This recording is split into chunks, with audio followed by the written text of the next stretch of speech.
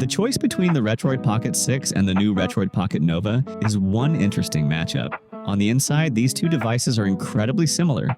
Both run on the Snapdragon 8 Gen 2. That means either device will easily run your favorite GameCube and PlayStation 2 games. You will get a super smooth experience on both, and the base 8GB model is plenty for most retro gaming needs. We all pretty much know how the performance will be, so let's just focus on the differences.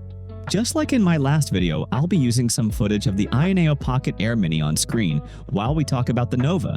The two devices have almost identical dimensions, so if you see this white device popping up, just know it's the Pocket Air Mini acting as a stand-in. The Retroid Pocket 6 uses a wider display. This makes it the clear winner if you want to play PC modern games or emulate widescreen systems like the PSP. However, when you load up classic home consoles on the Pocket 6, you get thick black bars on the sides of the picture. You can definitely use widescreen patches and fixes to make most 3D games look fantastic on a wider display, but older 2D games often look stretched out and distorted if you try to force them to fit.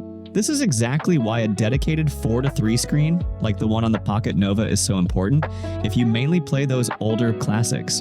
It flips the script by using a 4.5-inch AMOLED screen with a taller aspect ratio. Since older televisions were shaped like this, your classic games fill up the entire screen perfectly. There are no wasted pixels. On top of that, the Nova is noticeably lighter and compact.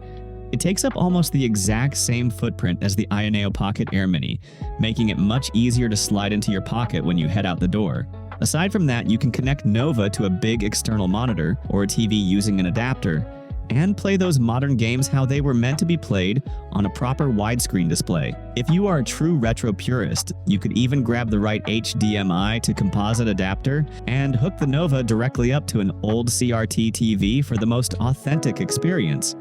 So yeah, having that kind of flexibility really makes it the perfect pocket console for most people. The iconic screen may also be an issue for some. If you play modern widescreen games on the Nova, the picture will have black bars on the top and bottom. Even if someone makes a tall screen patch for this later, I really doubt it's going to look very good. It just may feel cramped for PC games. The Retroid Pocket 6 handles those beautifully, but it sacrifices that perfect retro fit. At the end of the day, deciding between these two isn't about figuring out which one is flat out better. It really comes down to exactly what you want to play. If you want one device that can handle everything from GameCube up to some Switch and light PC ports without dealing with awkward black bars, the Pocket 6 is still my top recommendation.